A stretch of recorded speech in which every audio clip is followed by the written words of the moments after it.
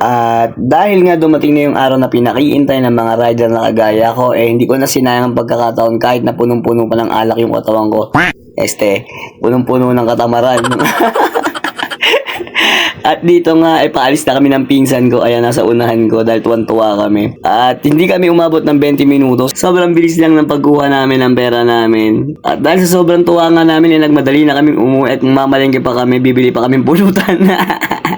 Charot lang. At dahil doon, tara, bumiyahe na tayo.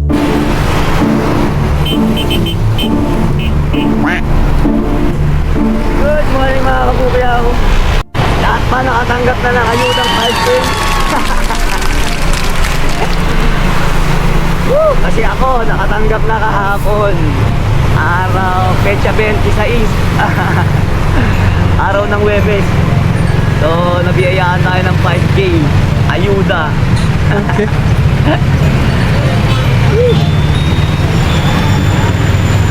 So, kahapon di na ako nakabiyahe kasi nga may pila. Pero sa totoo lang, hapon na pumunta, alas 2.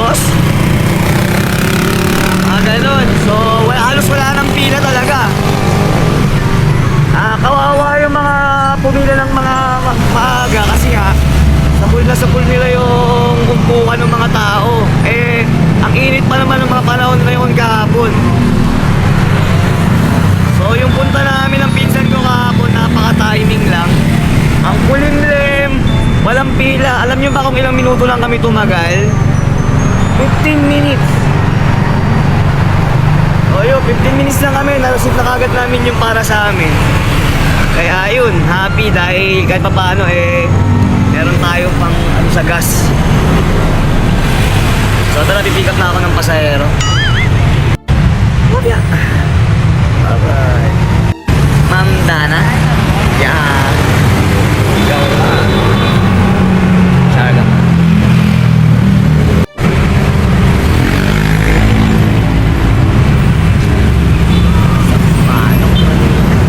Semi-long ride pala ito, ma'am. Layo naman ang school mo, ma'am. Anong year ka na ba? So, 3 taon ka na nagtsatsaga?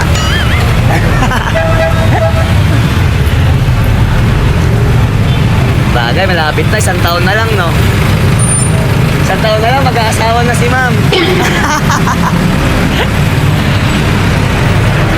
Ano ba lang course mo, ma'am?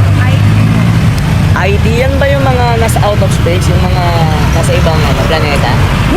Ay, hindi pala yun. Charot lang, charot.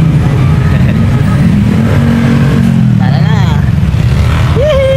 Sige, overpass, overtake.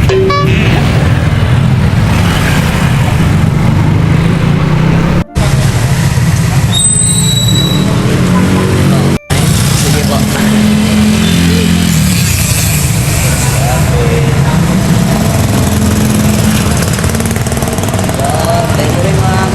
Aral mabuti, wag magkasing.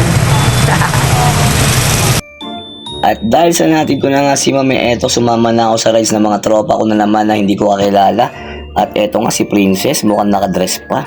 Pink na pink, girl na girl. Tingnan nyo naman yung outfit. Outfit check. At lumilingon-lingon pa sa camera. Ay madam, shoutout sa'yo ha. Ingat palagi.